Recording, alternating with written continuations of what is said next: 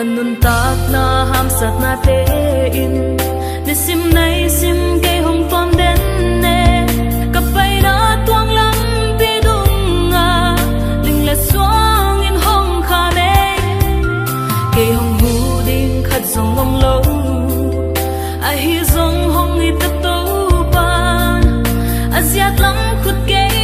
kyang lam hong kha khi to pa o ke ka lo muang hi nang to ong khom ton khom peo le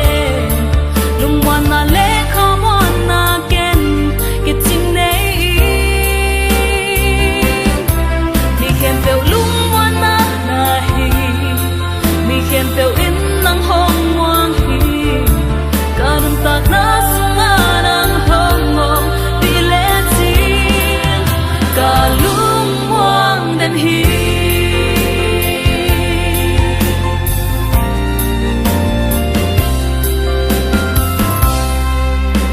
kyang lo nga lung mo na rin ka zon zon hang mo zo kay ni nang kyang lo nga lung mon ka mon na kaya rin mun hay am kay aksat na da na katwak tia na one min hong muang sak nang to om khom len kay ka lung muang hi